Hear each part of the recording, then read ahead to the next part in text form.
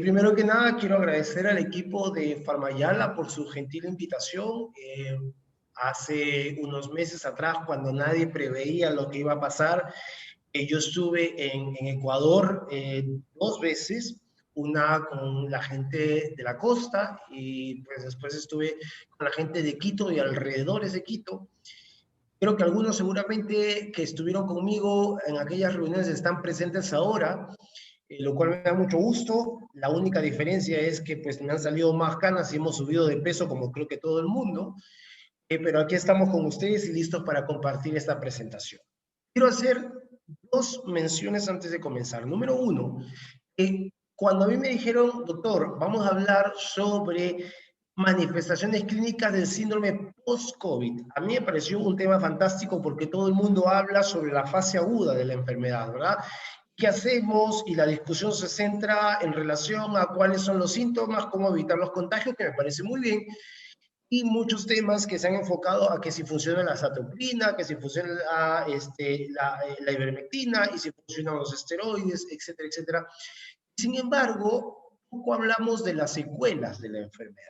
Y entonces creo que es importante hablar de ese tema, pero quiero mencionar a su vez que todo lo que hay en este momento publicado son cosas que están publicadas en base a experiencias que se están dando en pequeños grupos de pacientes. Es imposible que a estas alturas, con menos de un año de la aparición de esta enfermedad llamada COVID-19, podamos tener consensos, no solamente de métodos diagnósticos, de abordajes terapéuticos, sino del follow-up, o sea, del seguimiento del paciente y todas las secuelas que este paciente puede tener. Entonces, lo que vamos a encontrar son publicaciones actuales en diferentes journals indexados, pero que de alguna manera nos dicen cuáles son las experiencias.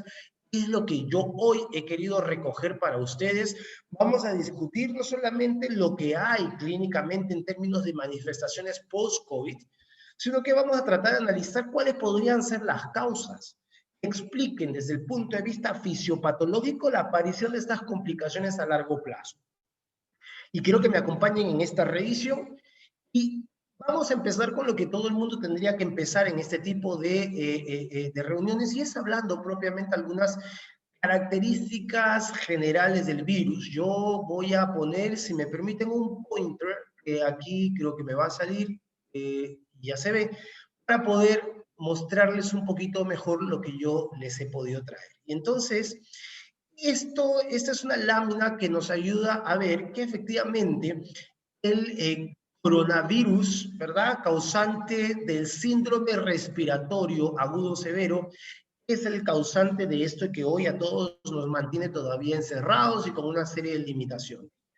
Es un ARN virus. Recuerden que los virus tienen un solo tipo de ADN, pues este es un tipo de ácido nucleico, y ese es un ARN virus con una identificación del más del 80% de sus nucleótidos que están en la superficie y que permite hoy por hoy que haya la suficiente cantidad de estudios que estén desarrollándose para poder tener pronto una vacuna, de la que vamos a hablar después.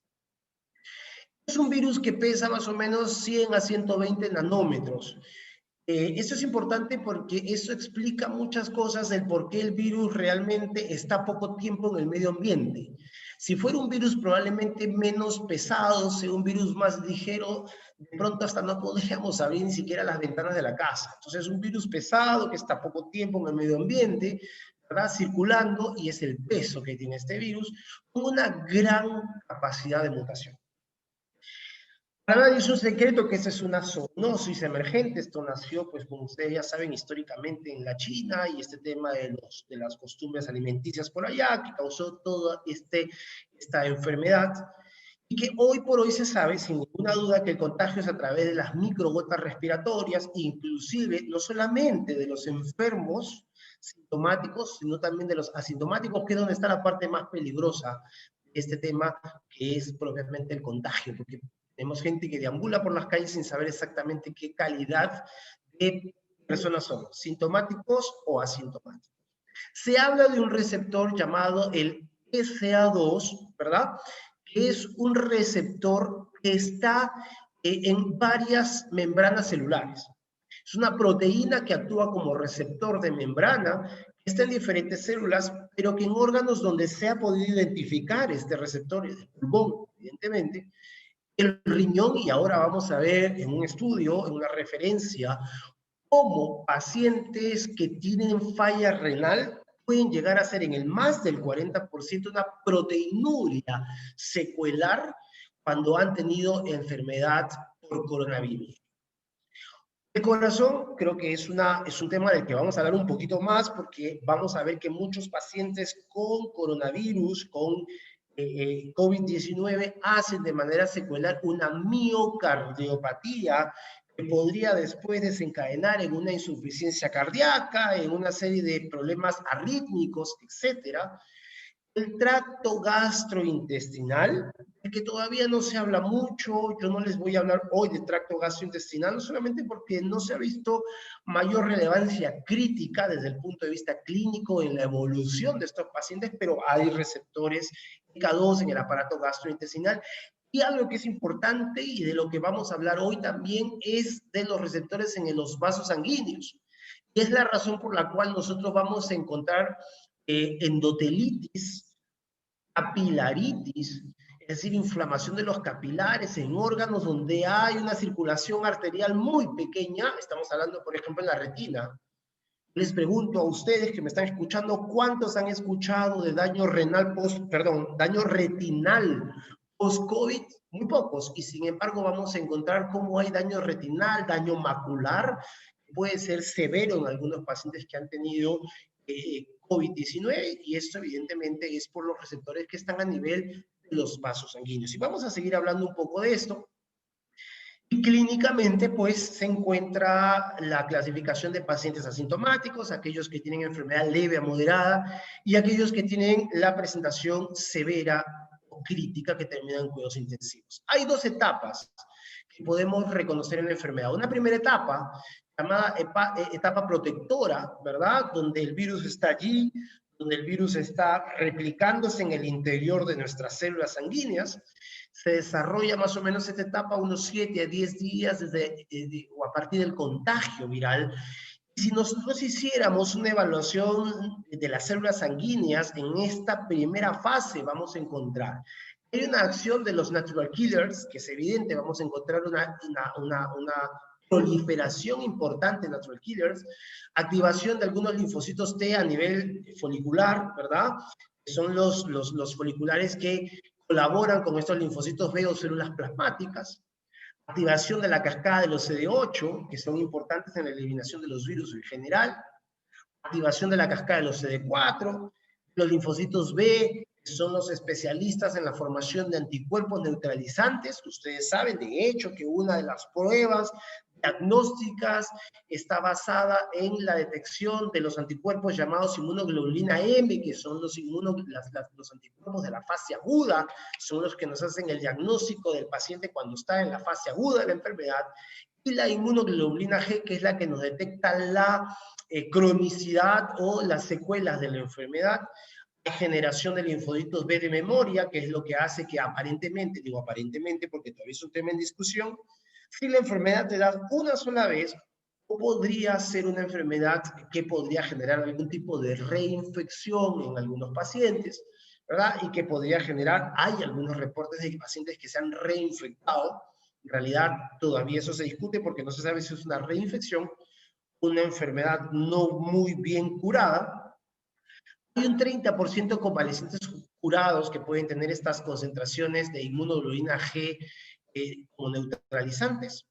Recuerden de que hay un grupo importante de pacientes que hacen la forma asintomática o leve a moderada, estamos hablando del 80%, que se van a curar en un lapso no mayor de 14 días. Es decir, hay un 20% de pacientes que se van a complicar, y es lo que vamos a ver ahora. Porque nosotros tenemos esta segunda etapa, ¿verdad? Una segunda etapa es la etapa en la cual ya estamos en posibilidad digamos, de hacer cuadros clínicos inclusive severos. Hablamos de ese 20% que evoluciona a formas más severas, y de ellos un 5% podría ser distrés respiratorio agudo, podrían hacer falla multiorgánica, podrían hacer esto que nosotros llamamos el MAS, que es el síndrome de activación macrofágica, Entonces, realmente estamos ante formas muy severas. Estamos hablando del 5% total de pacientes comprometidos, donde no solamente ya vamos a encontrar alteraciones inmunológicas, sino que inclusive contra lo que pasa en la primera fase de activación de linfocitos T, aquí encontramos lo contrario, una diferencia importante con una baja de linfocitos T, inclusive una linfopenia de CD4, de CD8, un agotamiento celular caracterizado por una reducción de linfocitos natural killer, tipo G2A. Vamos a encontrar una actividad inflamatoria incrementada con actividad importante de macrófagos, con liberación de interferón, de factor necrosis tumoral, de interleuquina 6, interleuquina 7, que vamos a revisar después, y que el paciente, entre comillas, podría curarse en un lapso de 14 a 21 días. Sin embargo, muchos de ellos podrían pasar, pues, al desenlace fatal, a la mortalidad, que se especula que en el mundo podría ser una tasa de mortalidad aproximadamente del 2% del total de pacientes contagiados. ¿Cuáles son las variables que pueden estar alrededor de esta enfermedad? La edad, por supuesto, a mayor edad, mayor factor de riesgo, las comorbilidades, el diabético, el paciente con insuficiencia renal, el paciente con algún tipo de vasculopatía o enfermedad autoinmune, el paciente cardiópata, el paciente hipertenso, etcétera. Se especula, a pesar de que la diferencia no es mucha, que los varones tenemos más predisposición a hacer formas más severas de la enfermedad, ¿no? Nos tocaba a los varones, dado que las damas suelen tener mayor incidencia de muchas enfermedades, pues aquí el varón aparentemente tiene una predominancia. Se puede encontrar fiebre, aumento de la PCR, de la ferritina, como algunos fenómenos asociados. Pero vamos a seguir porque de allí sale, pues, de todo esto, lo que por ejemplo, la Organización Panamericana de la Salud, que replica muchas veces lo que se dice a nivel de la Organización Mundial de la Salud, que tenemos hasta 4 tipos de pruebas diagnósticas. Los métodos moleculares, que son los que dan un mayor índice de seguridad y confiabilidad en el diagnóstico. Los serológicos, que es lo que yo les hablaba de la detección de la inmunoglobulina G, la inmunoglobulina M en el caso de la actividad. La detección de antígenos, que en realidad no debería ser usado para tener un diagnóstico a ciencia cierta, un diagnóstico certero. Las pruebas rápidas, que son las que muchos de los gobiernos de nuestros países latinos compraron, que no funcionaron, ¿verdad? Hay muchos temas políticos de por medio con las pruebas rápidas y en general las guías internacionales y los consensos expertos reconocen que no debería ser utilizado por el problema de sensibilidad baja que tienen estas pruebas. Una de las cosas que en este tema, y sobre todo en los pacientes que han tenido de cerca, o las personas que han tenido de cerca algún paciente con COVID-19, es el hecho y la importancia de continuar el esquema de inmunizaciones. No solamente hablamos de los niños que deben continuar un esquema natural de inmunizaciones, hablamos de los pacientes de la tercera edad, aquellos que deben tener alguna inmunización para influenza, para neumococo, etcétera, ¿verdad? Se ha establecido que todos los pacientes deben continuar su plan de inmunización independientemente de la coyuntura. No hay que abandonar el programa de inmunización, tanto en la niñez como en la tercera edad.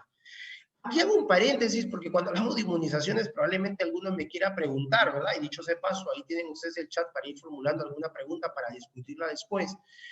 Pero mucho se habla de las vacunas. Hoy por hoy hay vacunas en el Reino Unido que están investigando, en Rusia, en China, en Estados Unidos. Y pues la idea es saber en qué estamos. En este momento la gran mayoría de vacunas están en la fase 3, es decir, en la investigación a nivel de seres humanos. Hay vacunas que están buscando una población de 60.000 personas para poder tener una data estadísticamente significativa, salvo una vacuna de las que están en investigación, aparentemente va a ser suficiente con una dosis, todas las demás están, digamos, investigadas y siguiendo su curso de investigación precomercializada, digamos, con 2 dosis. Esto es importante tener en consideración. Pero todavía hay una fase en la que aparentemente en marzo del próximo año podremos tener oficialmente una vacuna comercializada, en especial para países en nuestra región, es decir, Latinoamérica, ¿no?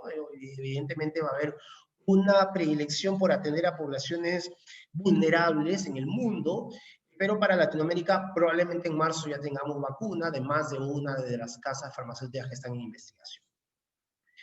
Si nos centramos ya un poco más en lo que nos trae a conversar, que es el síndrome post-COVID, yo creo que sería importante revisar algunos antecedentes.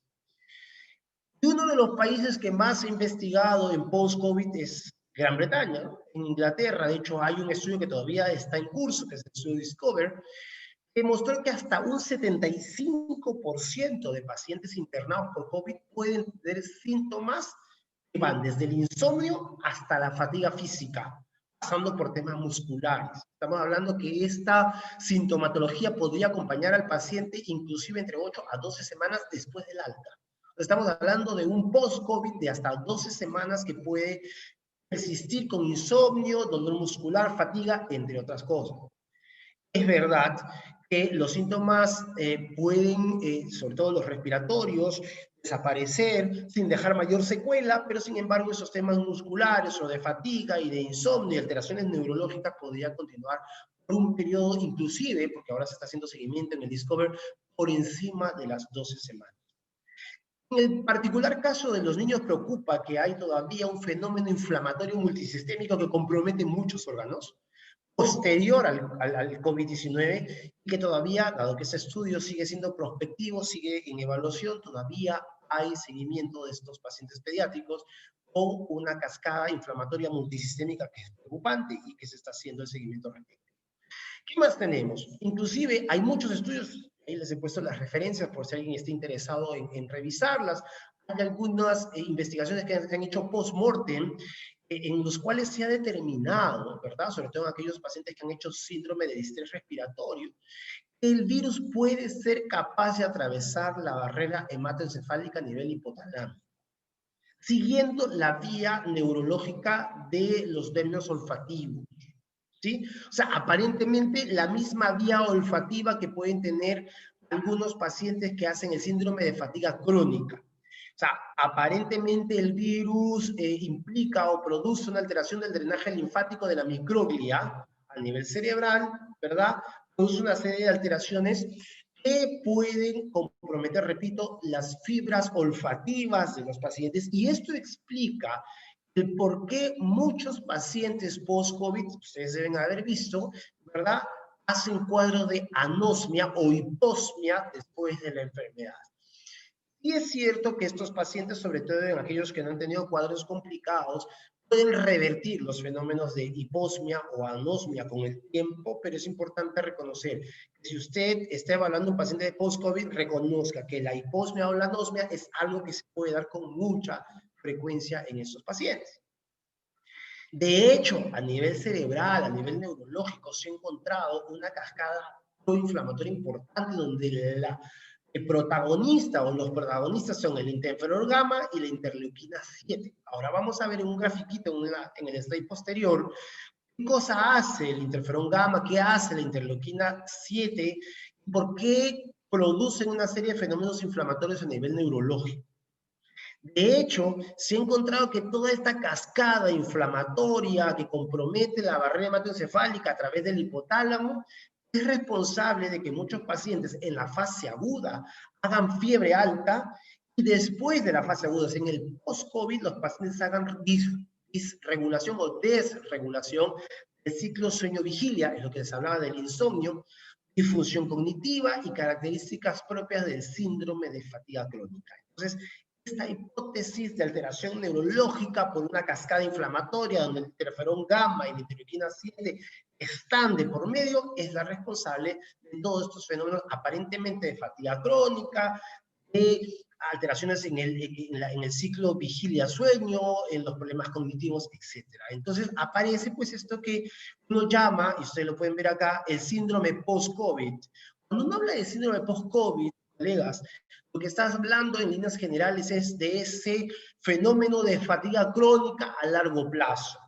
Lo vamos a ver hoy, que esa fatiga crónica va más allá de un tema neurológico, de cansancio, de fatiga, de dolor muscular, de alteraciones en el fenómeno de contracción-relajación muscular, y que va a comprometer órganos a nivel, digamos, a distancia, como es el riñón, es el corazón, son los vasos sanguíneos, el aparato gastrointestinal, etc. Entonces, hablemos de este síndrome post-COVID como una cosa bastante más grande que va más allá de una fatiga crónica.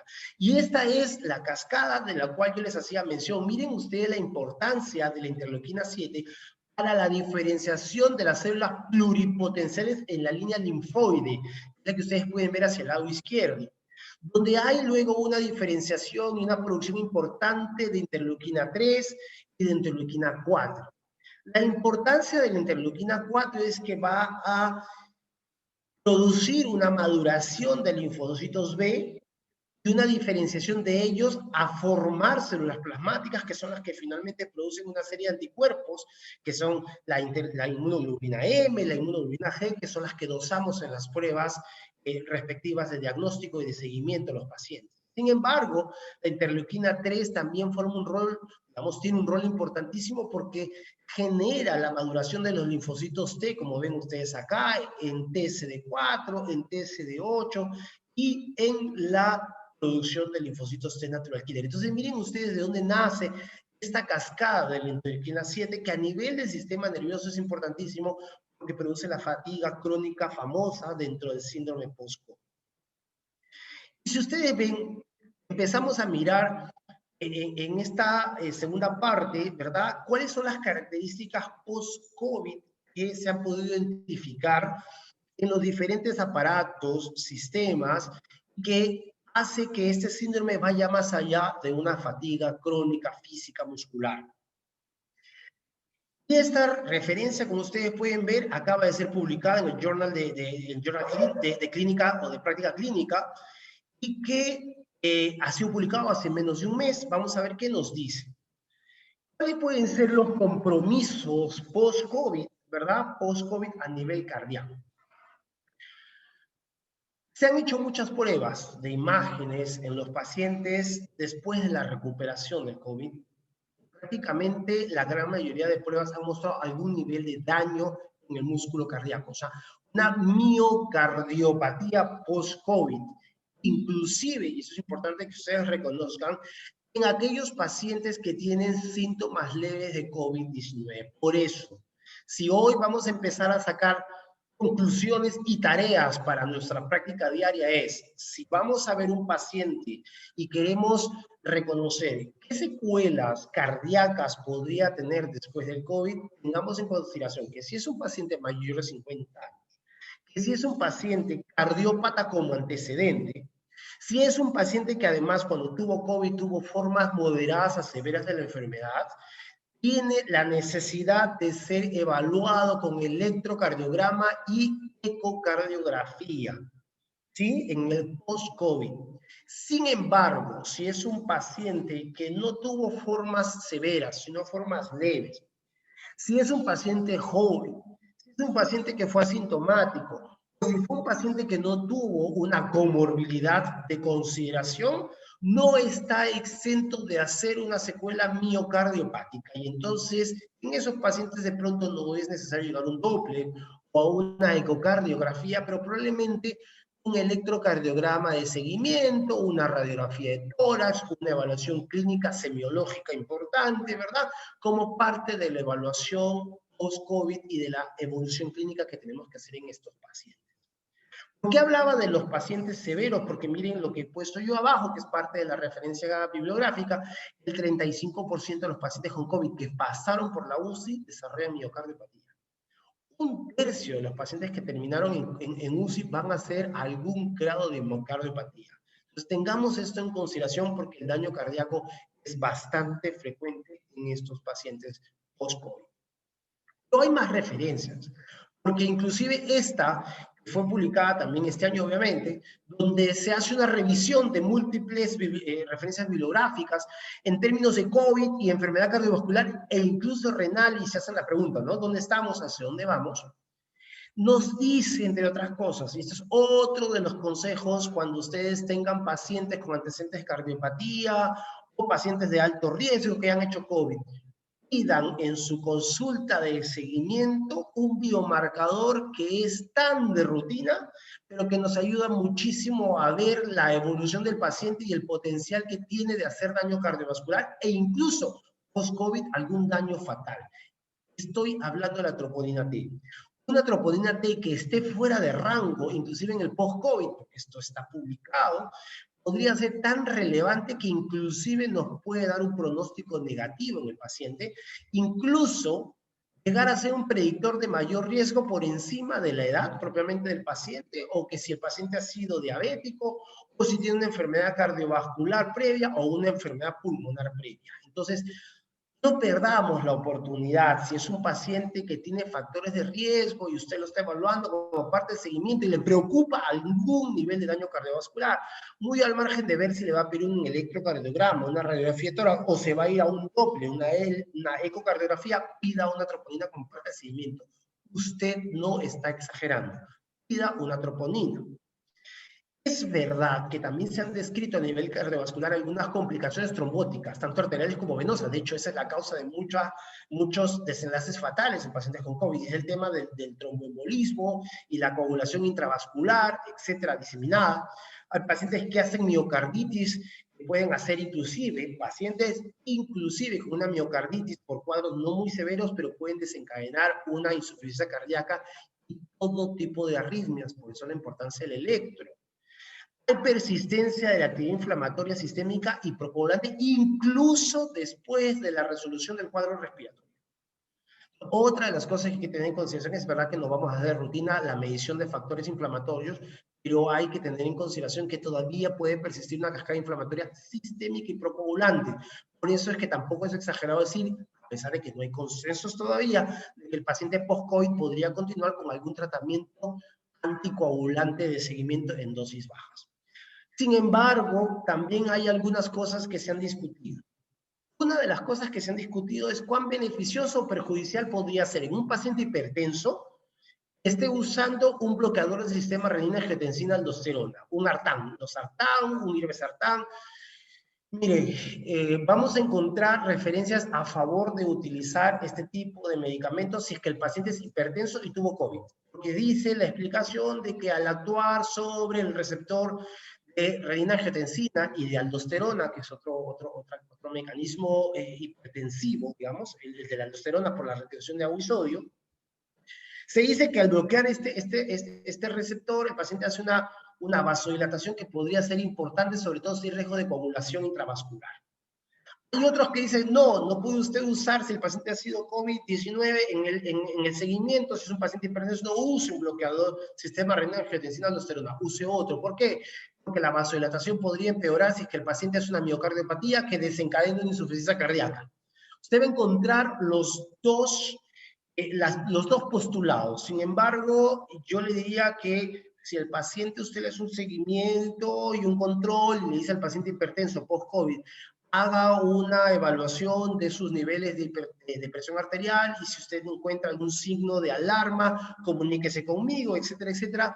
Yo creo que mientras no haya una evidencia a favor o en contra, siga con la terapia si es que su paciente está en tratamiento con este tipo de medicamentos bloqueadores del sistema renina-angiotensina. Y lo que yo les decía, y creo que se los mencioné al inicio de mi presentación, la infección, la COVID-19 puede provocar hasta un 44% de proteinuria en pacientes con daño renal. Es decir, si usted tiene un paciente que tiene algún nivel de daño renal y tuvo COVID-19, en el seguimiento siempre pida una proteinuria de 24 horas para ver qué podría estar pasando con este tipo de pacientes, ¿sí? Si es que está haciendo algún tipo de daño más severo. Pasamos a pulmón, ¿verdad? Porque no nos podríamos detener demasiado en cada órgano, porque si no nos llevaríamos toda la noche y tenemos 45 minutos a una hora para discutir eso. Y a nivel pulmonar, ¿verdad? Está claro que el daño podría llegar a ser duradero en los alvéolos de estos pacientes. Inclusive podríamos encontrar tejido cicatrizal. Ahora yo les voy a mostrar algunas imágenes de un estudio muy bonito que han hecho el grupo de patólogos europeos, donde hacen un seguimiento post-mortem, por supuesto, de estos pacientes, y han hecho inclusive un seguimiento a las piezas que han sacado de estos pacientes y que han sido formalizadas, y vamos a ver algunas imágenes para que vean que hay un daño cicatrizal importante que puede producir daños respiratorios muy severos en los pacientes a largo plazo. Lo que ustedes pueden ver ahí en una imagen es meramente introductoria, como lo ven ustedes en la imagen, sobre todo en la del lado derecho, cómo el paciente con COVID puede hacer algunos niveles de consolidación, ¿verdad? Comprometer más de un segmento pulmonar, hacer la bronconeumonía por COVID. Y esta referencia que está en el archivo de bronconeumología, que habla sobre el post-COVID, ¿verdad? Publicado este año, nos dice que siempre va a haber una pequeña porción de casos que van a tener una dificultad respiratoria aguda. Ahora, el síndrome post-COVID a nivel respiratorio, es decir, a nivel pulmonar, sigue siendo de tipo hipoxémico, ¿sí? Es decir, va a haber una saturación, ustedes van a encontrar en esos pacientes, sobre todo los que han hecho cuadros más severos, en la evolución post-COVID, van a encontrar algunos niveles de saturación de oxígeno probablemente por debajo del 92%, debajo del 90%, es parte de la recuperación post-COVID después de los 14 días agudos, a pesar de que el paciente esté bien manejado, como pueden ver ustedes acá.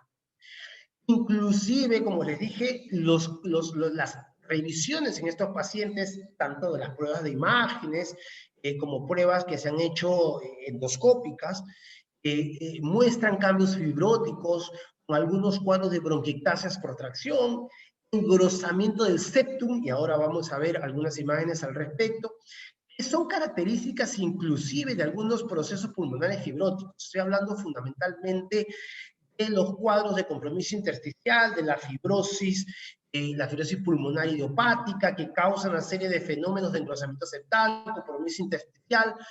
Estos compromisos también se pueden ver en algunos pacientes post-COVID.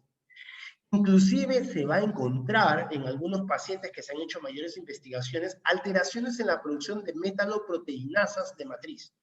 Aquellas proteinasas, aquellas enzimas destructoras de proteínas importantes para el funcionamiento pulmonar. Hablo fundamentalmente de la alfa-1 antitripsina, hablo fundamentalmente de la elastina, ¿verdad? Que son proteínas que curiosamente también se ven destruidas en aquellos pacientes fumadores que tienen EPOC, que tienen fibrosis pulmonar. Exactamente el mismo fenómeno se encuentra en estos pacientes post-COVID. O sea, una alteración en las metaloproteinasas, una sobreexpresión de estas enzimas con destrucción de elastina, destrucción de alfa-1, antitripsina y una dificultad respiratoria evidente por engrosamiento, por fibrosis pulmonar.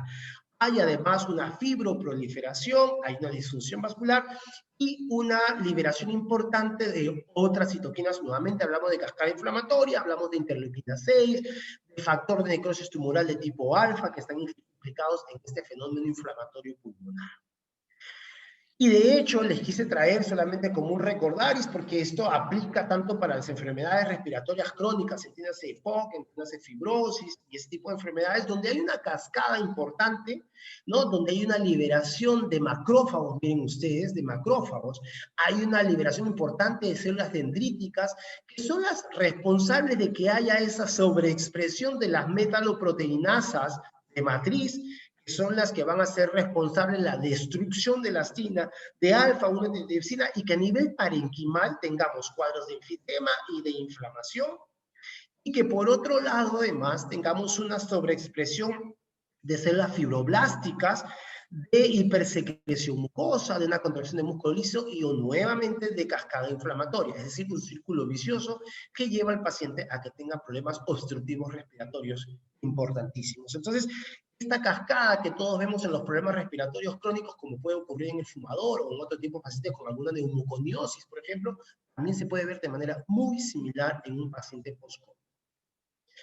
Y eso es lo que les decía, porque eso es lo que vemos en la clínica, pero cuando vemos lo que publicó recientemente, miren este estudio publicado recientemente en julio de este año, donde el grupo de patólogos pulmonares en Europa evalúa el post-mortem, o sea, ellos hablan de las lecciones de la autopsia, ¿verdad? En la patología pulmonar, en los pacientes con COVID, se encuentran varias cosas y vamos a enumerarlas rápidamente. Se encuentra un daño alveolar difuso, inclusive algunos exudados firomixoides, descamación de neumocitos, hallazgos histopatológicos similares al síndrome de estrés respiratorio del adulto. Como les mencioné, hay un fenómeno de edema intersticial, inflamatorios, o infiltrado inflamatorio a predominio de linfocitos mononucleares, daño vascular. Hay una capilaritis aguda que puede llevar a fenómenos coagulatorios dentro de los capilares respiratorios y hace que el paciente pueda morir por un fenómeno de dificultad respiratoria, por embolismo, ¿verdad? A nivel respiratorio, infiltración neutrofílica en los espacios alveolares, en la mucosa traqueal.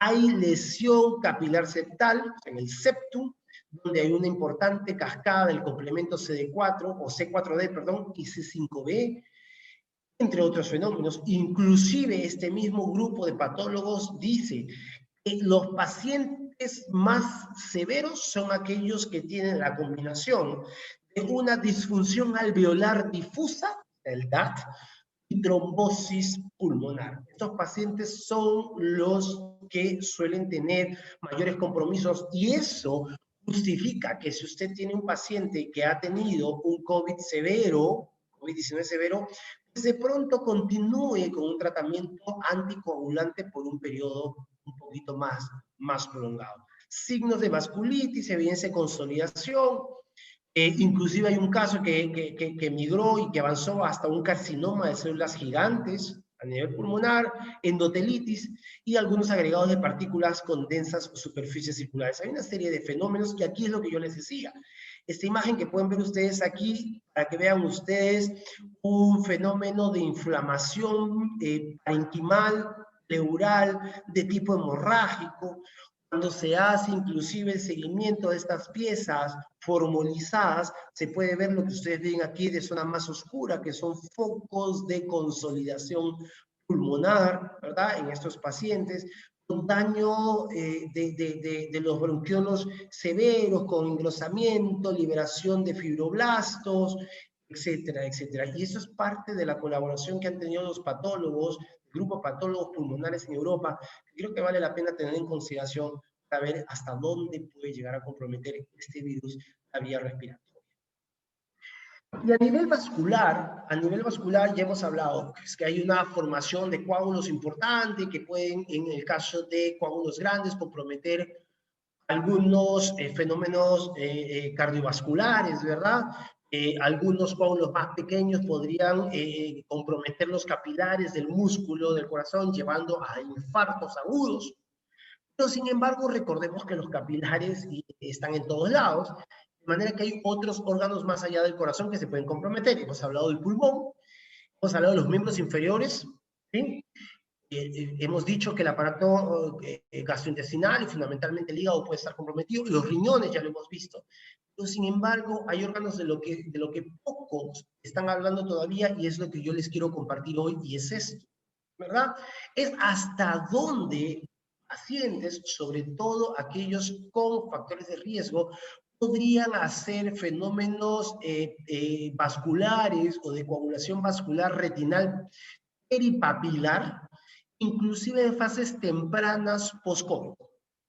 Aparentemente, ya se sabe que hay un fenómeno coagulatorio que puede haber en estos pacientes con COVID y que puede persistir en el post-COVID, pero que uno de los sectores, digamos, a nivel de la retina que se pueden comprometer es el plexo capilar peripapilar radial, donde se ha encontrado, después de hacer algunas pruebas de imágenes, ustedes saben que para ver retina tenemos dos pruebas fundamentales, ¿verdad? Tenemos la tomografía de coherencia óptica y tenemos la famosa angiografía, que inclusive es un poquito más antigua que la OCT, que la tomografía.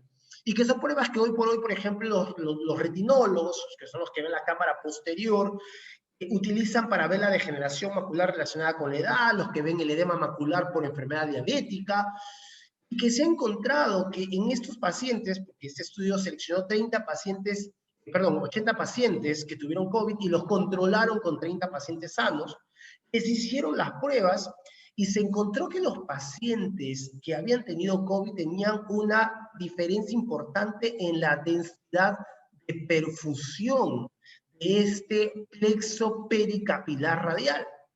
Y que el índice de flujo vascular a ese nivel, es decir, el volumen minuto en estos capilares, también se veía reducido en comparación, como ven ustedes, con los casos controles. Entonces, eso quiere decir de que hay un grupo de pacientes que hacen compromiso retinal.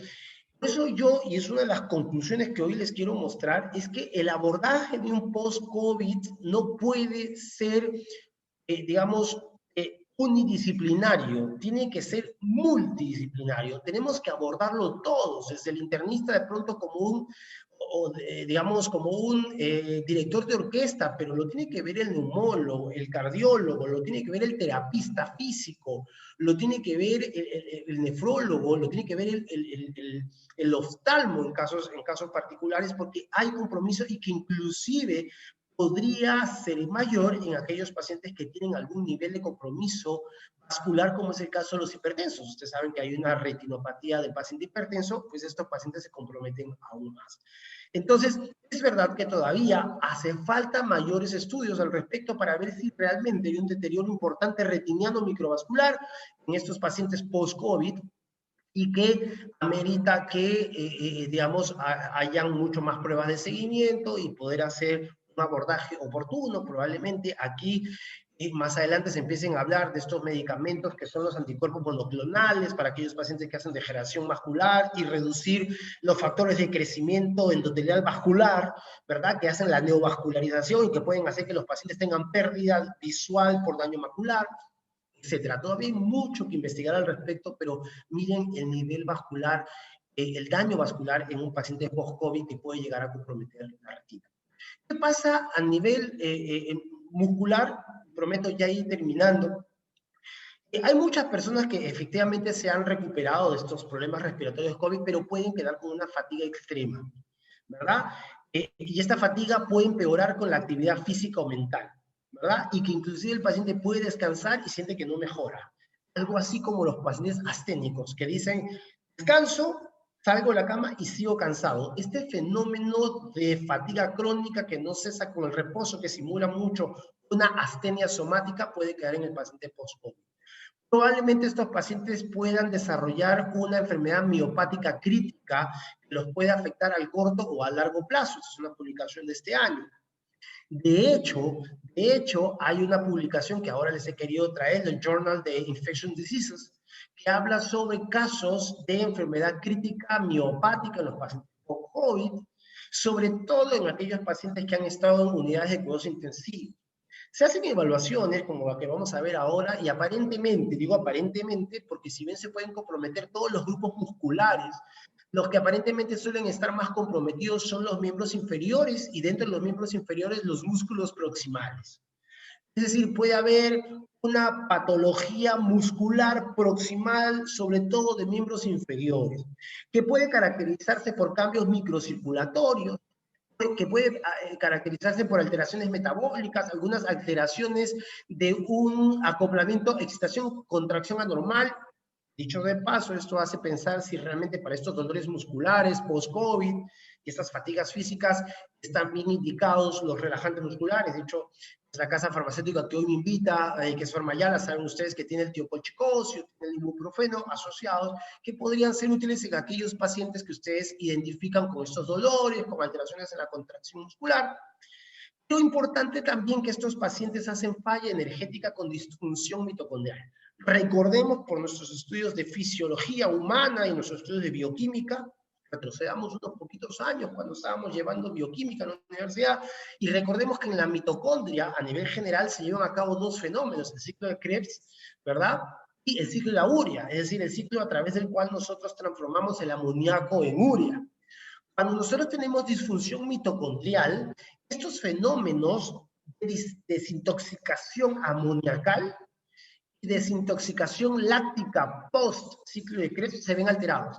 La célula en general y la muscular fundamentalmente hace un acúmulo de ácido láctico y encontramos hiperlactasemia, y hace un acúmulo de amoníaco y encontramos fenómenos de hiperamonemia. Y estos dos fenómenos aparentemente son los que explican por qué el paciente hace un cuadro asténico o de fatiga muscular o de dolor muscular con alteraciones de la contracción muscular y del relajamiento muscular. Aparentemente es un tema muy metabólico de la mitocondria con acúmulo de amoníaco, ácido láctico. Eso todavía está en investigación, pero es importante que ya algunos estudios vayan reconociendo estos fenómenos en los pacientes que han tenido COVID y que puede continuar después de la enfermedad. Ha habido inclusive, porque ustedes saben que el coronavirus no es nuevo, un coronavirus, un brote respiratorio agudo en los años 2002-2004, que en casos post-mortem habían estado diciendo de que estos pacientes por coronavirus hacen daños musculares. Entonces, aparentemente, estos temas musculares no son propios de este tipo de coronavirus, sino que han sido o es de los coronavirus como familia viral en general. Pero más allá de la miopatía, acá hay otro estudio más, ¿verdad?, de este mismo año que habla de la posibilidad de sarcopenia, ¿verdad? La sarcopenia no es otra cosa que, como lo ven ustedes, un deterioro de la masa muscular y de la función pulmonar, perdón, muscular. Y esto se da como resultado de las reducciones de la actividad y los cambios en la ingesta dietética. No me pueden negar que la pandemia nos ha llevado a todos a ser más sedentarios. Todos hemos subido de peso, todos hemos tenido que buscar, ahora que estamos de nuevo con la posibilidad de salir a la calle, de comprar ropa nueva porque la antigua ya no nos queda, ¿verdad? Y porque estando encerrados en casa nos hemos obligado a comer más, a comer mal, etcétera, etcétera. No puedes salir a comprar, pides el delivery, pides comida que probablemente dietéticamente hablando no es saludable. Entonces, la ingesta dietética inadecuada más la reducción en la actividad física lleva a este fenómeno llamado sarcopenia, que es deterioro de la masa muscular y de la función muscular, y que si bien puede afectar a todos, es mucho más probable que ocurra en personas por encima de los 50, 60 años. Y además de la alteración muscular lleva a acumulación de grasa corporal. Entonces, importante tener en consideración que esto se puede dar en los pacientes post-COVID, ¿no? Y que además se ha encontrado que en estos post-COVID, y está en este estudio, que ustedes lo pueden revisar, hay un fenómeno de neurodegeneración de la fibra del músculo esquelético, sobre todo en aquellos que pasaron alguna vez a la UCI, los que estuvieron postrados más tiempo. Y esta neurodegeneración de la fibra del músculo esquelético lleva a que no haya una recuperación muscular importante. Ustedes saben que para formar masa muscular es importante el reclutamiento de fibras musculares. Uno rompe fibras musculares en el ejercicio, en la actividad física, y este músculo roto, estas fibras pequeñas o grandes, rápidas y lentas, se recuperan en la medida que uno recluta fibras musculares nuevas. Este fenómeno de reclutamiento de fibras nuevas está alterado en los pacientes post-COVID por neurodegeneración de la fibra del músculo esquelético, del músculo voluntario. Y eso hace que tengamos una respuesta anabólica disminuida. ¿Qué quiere decir eso? Menor capacidad de formar masa muscular. Eso explica el por qué el post-COVID empieza a bajar de peso.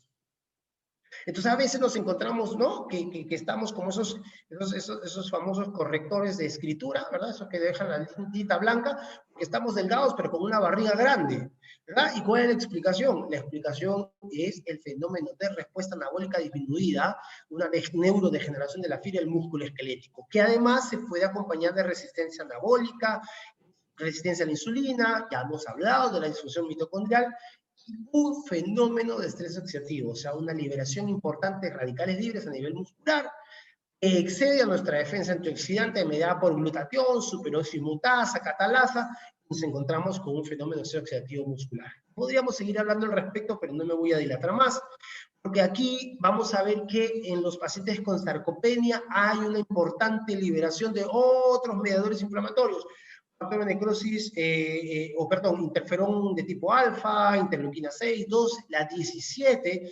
que genera inflamación no solamente muscular, sino articular, la interleuquina 18, la 33, etcétera, etcétera, inclusive algunas citoquinas como la MCP1, que es considerada la citoquina tormenta, porque a su vez desencadena más cascada con liberación de agentes proinflamatorios.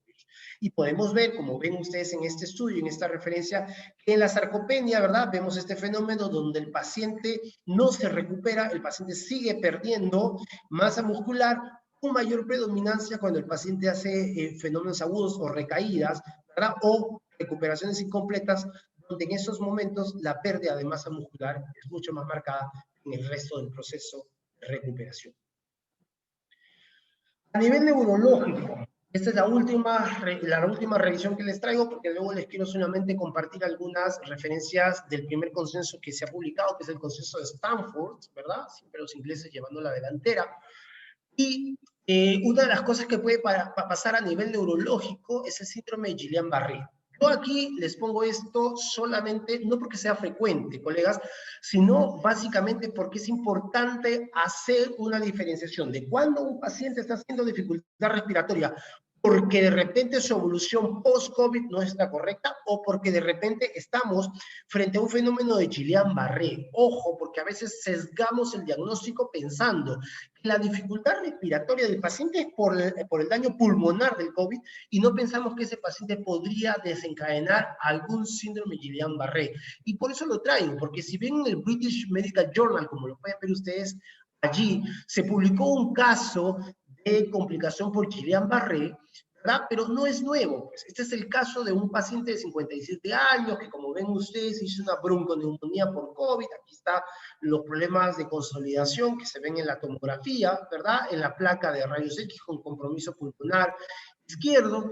Pero más allá de eso, vean ustedes que cuando se le hace la evaluación a este paciente y se le hace la evaluación en la admisión, 24 horas después, en los miembros superiores e inferiores, tanto derecho como izquierdo, miren ustedes lo que pasa a nivel de miembros inferiores y sobre todo, ¿verdad?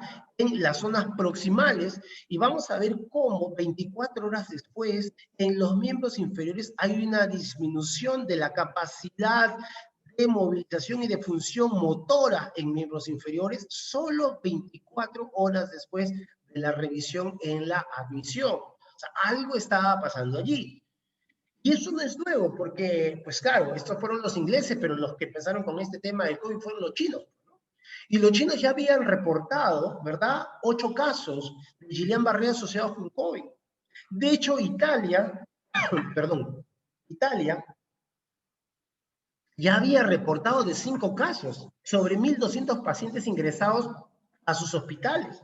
5 casos con Guillain-Barré de 1.200, o sea, 0.42%. Se dice, bueno, qué raro.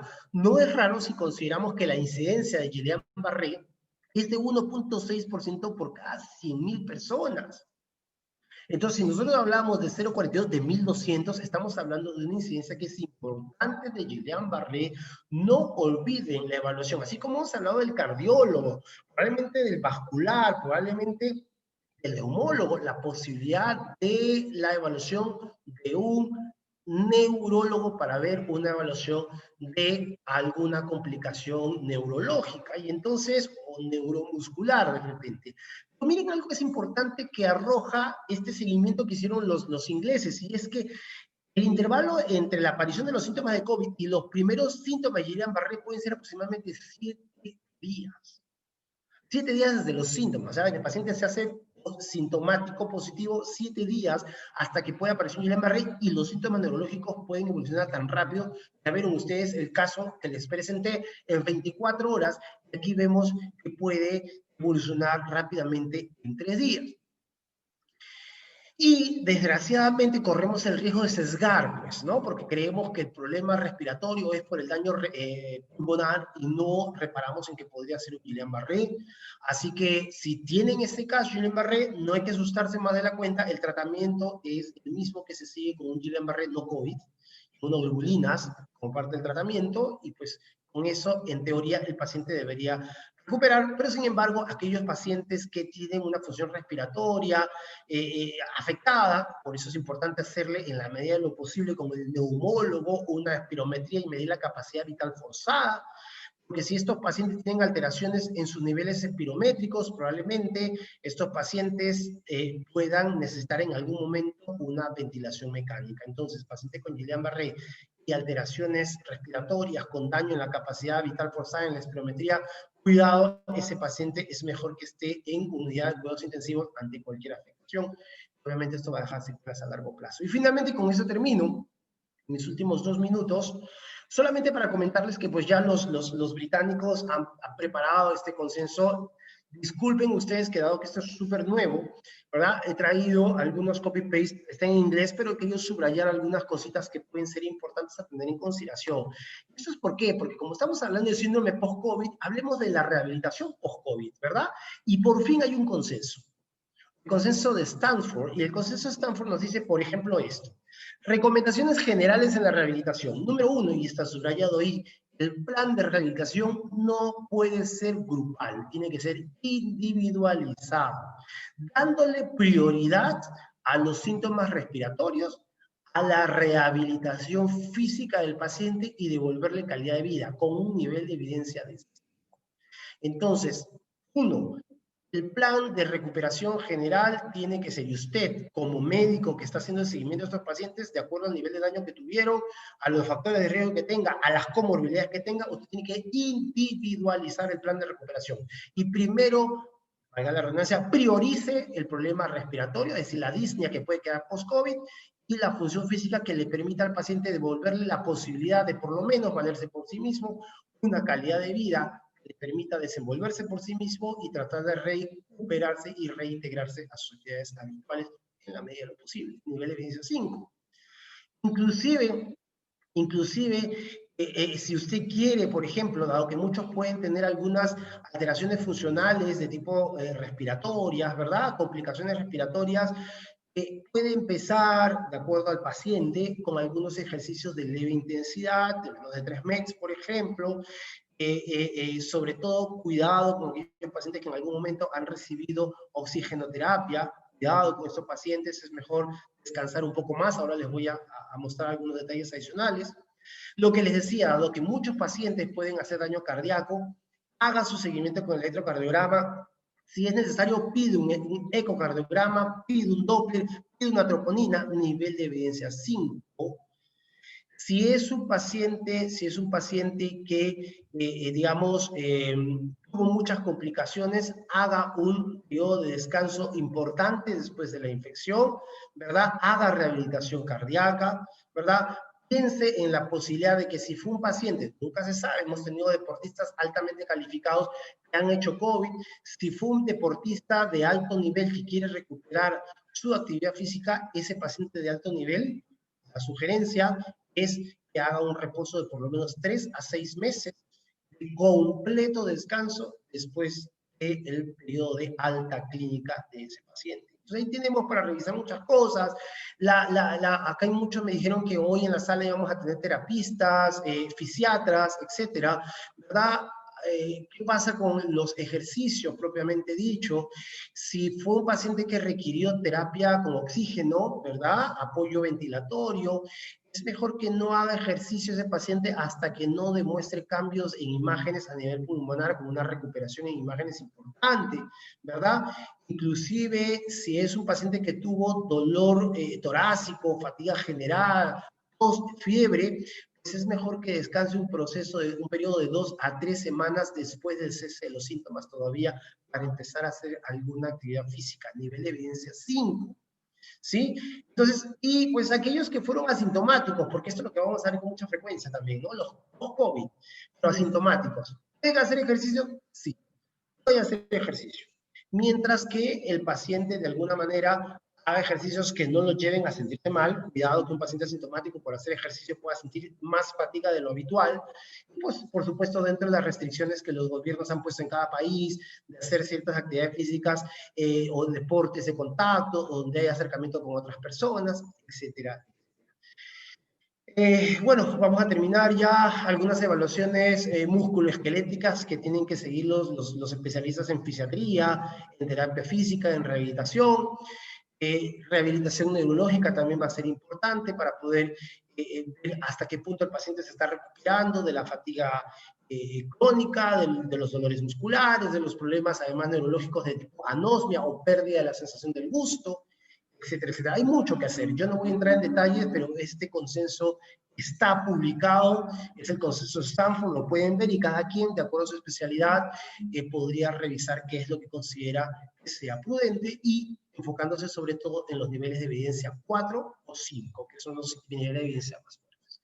En conclusiones, entonces, la COVID-19 es una pandemia, aún hay mucho que estudiar, hay mucho que descubrir y sobre todo hay mucho que consensuar. Todo lo que ustedes van a escuchar es propiamente las experiencias que todos los grupos clínicos en el mundo están teniendo.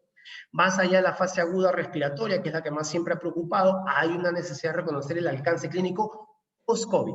Cardiovascular, pulmonar, ocular, vascular, neurológico, psicológico, del cual no hemos hablado, pero también hay un tema psicológico, gastrointestinal, etc.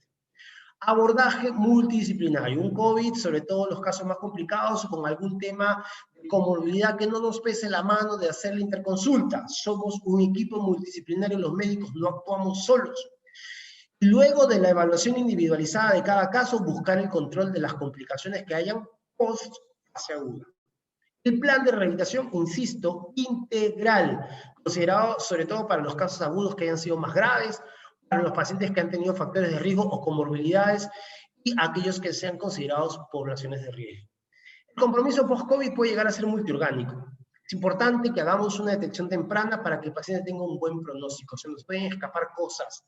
Hemos tenido y tenemos tantos pacientes que en el post-COVID se nos pueden escapar cosas.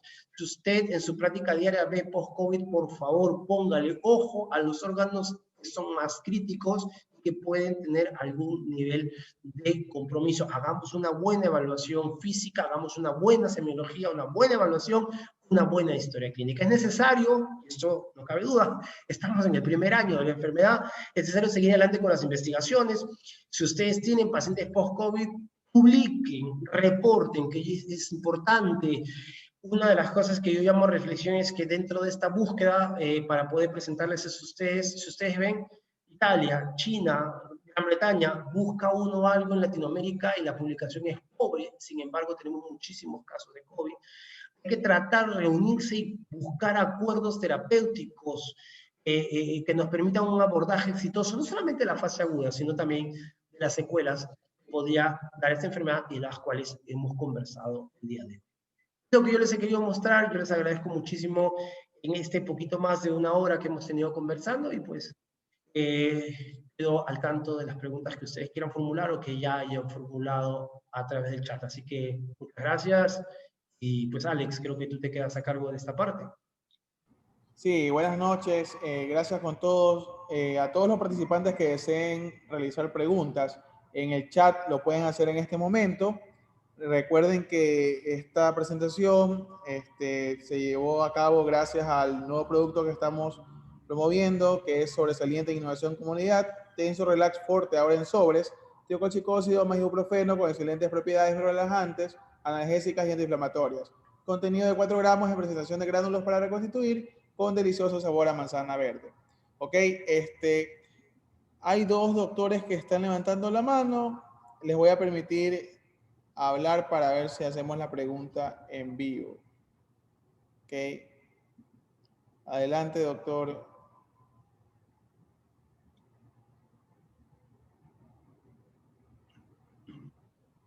O por el chat también pueden realizar la pregunta, los estamos leyendo. El chat también puede ser muy útil, así que... Hola, ¿me escucha? Sí. Hola, doctor. ¿Cómo está? Buenas noches. Felicitaciones, doctor. Quería preguntarle, ¿qué opina de los protocolos terapéuticos para el COVID? ¿Los productos, perdón? ¿Qué nos puede decir de los protocolos terapéuticos para el COVID? Coloterapéuticos, ¿se refiere a qué, doctor? Porque ahí cuando uno habla del prefijo colo, disculpe usted que le haga, porque yo no uso la terminología coloterapéutico, usted habla, porque hay medicamentos del aparato digestivo que van al tracto o a los tubos hepáticos o biliares, y uno habla del prefijo colo o habla colo de colon, doctor. Disculpe que le haga... Perdón, doctor, le hablo de los protocolos terapéuticos. Ok. Gracias, doctor. Mire, yo no he querido hablar de protocolos terapéuticos de la fase aguda, doctor, porque todavía hay discusión. Por ejemplo, el tema de la ivermectina, ¿verdad? Como un producto que inclusive a alta dosis, inclusive duplicando, triplicando la dosis que nosotros utilizamos normalmente para tema de parásitos, y que realmente ha producido alteraciones del sistema nervioso. Acuérdense que difunde la barrera hematoencefálica. No hay nada que haya demostrado con ivermectina, ni en fase aguda, ni en la prevención tampoco, digamos, algún beneficio. Los corticoides siguen siendo discutidos, doctor, porque dado que los corticoides están en algunos protocolos que se están haciendo en algunas instituciones, los corticoides se pueden utilizar en las fases más severas, donde se ha encontrado edema respiratorio, edema intersticial, por ejemplo, donde el corticoide puede ser de utilidad. Sin embargo, en las primeras fases, aparentemente los estudios que se han ido publicando no dan ningún beneficio en las primeras fases de la enfermedad. La azatioprina es un antibiótico que se ha sobreestimado también, Es un antibiótico que en todo caso se estuvo utilizando pensando en la sobreagregación bacteriana en los pacientes que podían hacer neumonía por COVID. Sin embargo, no hay nada publicado al respecto. Entonces, cuando hablamos de hidroxicloroquina, entonces no hay nada, doctor, hasta la fecha. No existe un estudio con alguna medicación que haya demostrado reversión del cuadro o control del cuadro, viral propiamente dicho. Hay algunos estudios con medicación biológica que también se han hablado, se han publicitado, pero han salido las mismísimas casas farmacéuticas que hacen los biológicos, los monoclonales, a decir que no avalan el uso de sus medicinas en estos pacientes. Entonces, esta es una enfermedad viral que lo que yo considero, doctor, dentro de los protocolos, que lo único en lo que yo coincido y que la mayoría no discute es las medidas preventivas de higiene, de la mascarilla y de los factores de protección, tanto de la gente en general como de los médicos durante la atención, más nada. Si hablamos de terapia propiamente farmacéutica con algún producto, no hay nada hasta la fecha que haya demostrado o enlentecimiento o peor aún, una reversión del cuadro respiratorio por coronavirus. No sé si con eso respondo a su pregunta. Claro que sí, doctor, muy agradecido. Gracias, doctor Tamaris, a usted. No sé si hay alguna otra pregunta también. Sí, doctor, aquí tenemos algunas. Los factores sociales y culturales son determinantes para el contagio del COVID-19, en especial a los afro-latinos. A ver, sociales, culturales, sí, definitivamente sí. Sí, yo creo que hemos tenido, y somos latinos, ¿verdad? Y nosotros somos países que hemos tenido una alta incidencia en poblaciones donde los niveles culturales, digamos, no han permitido que la gente adopte las medidas preventivas que las organizaciones de salud de cada país han promocionado, ¿verdad? Que es el tema del aislamiento social. Hemos visto cómo en las zonas periféricas han habido reuniones, no han habido uso de mascarillas, no hay un nivel de higiene adecuado. El hacinamiento propiamente dicho, o sea, hay cosas que no podemos cambiar y que la población de menores recursos vive en un nivel de hacinamiento que facilita la transmisión, el contagio y etcétera. Racial, porque entendí de la pregunta afro-latinos, no hay ningún tipo hasta ahora de referencia que de pronto la raza negra tenga mayor predisposición al contagio o a formas siquiera más severas de la enfermedad, ni mucho menos tampoco en la raza blanca. No hay nada relacionado aparentemente, como yo mostré, de hecho, en una de las láminas, algunos factores, aparentemente sí, la edad, importantísimo, entre comillas, los varones y, por supuesto, aquellos pacientes que tienen comorbilidades. Después, otros factores adicionales inherentes a cada persona, no hay ninguno que haya, digamos, sido establecido como un factor realmente predisponente a la enfermedad. Así que, salvo que hablemos de factores sociales, culturales, sí, por nivel de entendimiento, por nivel de adaptación a las medidas preventivas, por hacinamientos, por bajos recursos para la higiene diaria en la casa, etcétera, etcétera, porque ha habido clase obrera que ha tenido que seguir trabajando y saliendo a la calle. Yo creo que esos factores sí, sin ninguna duda. Pero después, otros factores raciales, por ejemplo, no tienen ningún tipo de relevancia. Bien, tenemos otra pregunta, doctor. Dice, buenas noches. En los pacientes con COVID-19 más neumonía, se está viendo la etapa post-COVID, desarrollan neuritis dorsal y neuritis intercostal. ¿Qué nos recomienda en el tratamiento de este? Es una buena pregunta. Yo creo que muchos de los problemas, inclusive musculares, obedecen a una cascada inflamatoria del sistema nervioso central, desde la vía del hipotálamo, y hemos visto que genera anosmia, que genera pérdida del gusto, pero también del sistema nervioso periférico. De lo contrario, no tendríamos Guillain-Barré, por ejemplo. Tendríamos cuadros de neuritis, es decir, esas alteraciones neurológicas periféricas que pueden comprometer, sin llegar a ser un Guillain-Barré, pueden comprometer la función motora o sensitiva de algunas porciones del cuerpo, del tronco, de las extremidades.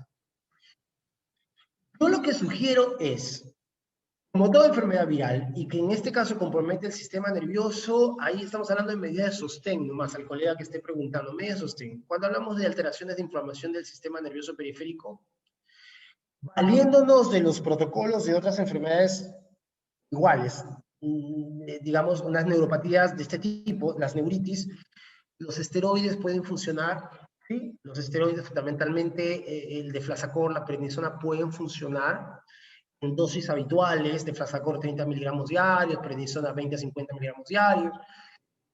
El complejo B, como se maneja también en neuritis, si la neuritis viene acompañada de dolor, un analgésico. Si las posiciones antálgicas producto del dolor muscular pueden producir contracturas, un relajante muscular.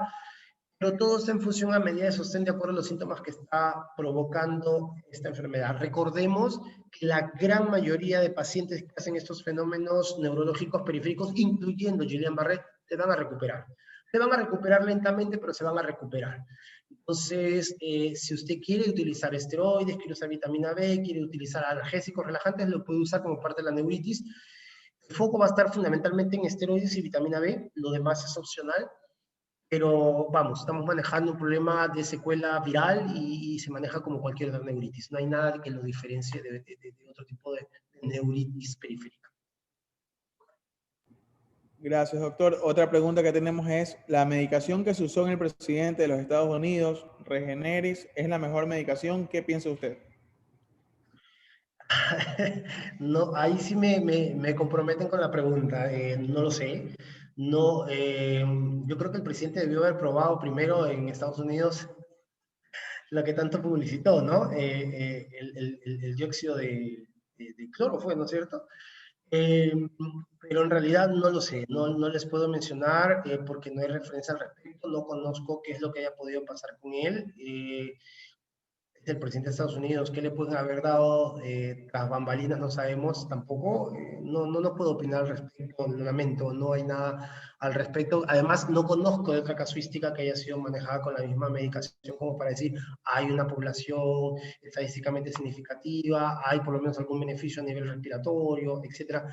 No lo sé. Además, entiendo que el presidente de Estados Unidos hizo la enfermedad, pero no tenía mayores síntomas respiratorios. Entonces, lo que podríamos encontrar con cualquier medicación que le hayamos dado a él, para términos de seguimiento no resulta siendo tan relevante. Si viéramos cuadros más severos con recuperación, de pronto valdría la pena hacer un seguimiento y la prueba de la misma medicación en un grupo poblacional más grande. Pero ahí me comprometen un poco con la pregunta, lamento no poder responder al respecto.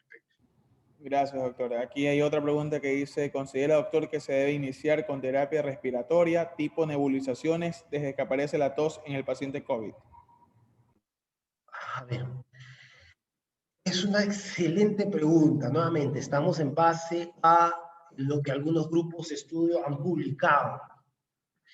Cuando hablamos de nebulización, hablamos de nebulizaciones desde agua pura. Recordemos que el agua es el mejor mucolítico sobre el planeta, no hay nada que sea mejor que el agua. Desde usar esteroides, se puede usar nebulización con solo esteroides, nebulización con broncodilatadores, ¿sí? No hay nada que hable de broncodilatadores. No conozco un solo estudio o protocolo de respeto, por lo menos, que hable de utilizar salmeterol, o salbutamol, o formoterol, qué sé yo. No hay nada al respecto. Esteroides, sí hay esteroides, inhalados hay, se puede nebulizar con esteroides también, pero repito, esto va a estar en función al nivel de compromiso del paciente. Si es un paciente que está en daño respiratorio agudo en primeras fases, no. Si estamos hablando de fases más severas donde el paciente está haciendo una cantidad de secreciones importantes, la secreción está produciendo obstrucción de la vía respiratoria, que compromete la evolución favorable del paciente, sí. Sí hay, en cuidados intensivos inclusive se nebuliza, se coloca corticoides, inclusive si bien no es la primera vía la de elección, la nebulización, se prefieren los esteroides sistémicos, ¿verdad? Pero sí se hacen nebulizaciones con esteroides, pero repito, en fases más avanzadas. Si la pregunta es exclusivamente con broncodilatadores, definitivamente no. No hay ningún dato al respecto. Gracias. Dice, buenas noches, ¿qué medicación se puede utilizar en caso de anosmia? Nada. En anosmia, nada. La anosmia se recupera sola.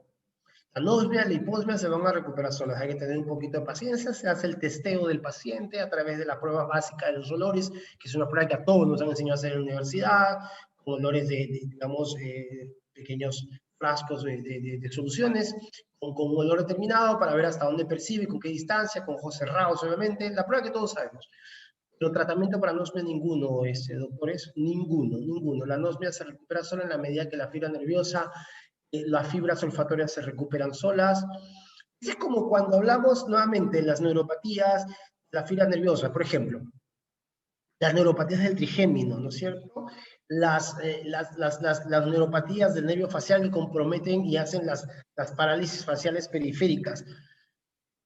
Si nosotros a esos pacientes no le diéramos nada, a pesar de que al paciente con parálisis facial se le da corticoide y vitamina B y se le hace tratamiento de rehabilitación para que no pierda tonicidad muscular. Al del trigémino, si tiene dolor, se le da un medicamento, pero se le puede dar esteroides, etcétera, etcétera, se le puede dar vitamina B. Pero si no se le da, más allá de un analgésico para que el paciente esté tranquilo, el paciente igual va a mejorar.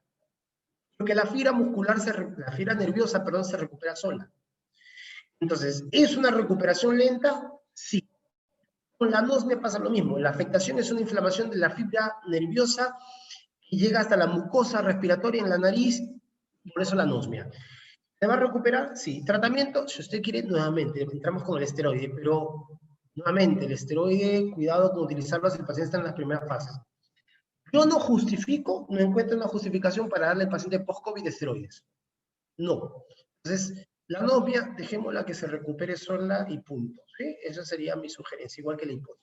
O la pérdida del gusto también. Gracias, doctor. Dice, la afectación post-COVID es prevenible. ¿Guarda relación con aquellos que recibieron medicación versus los que no la recibieron tal vez?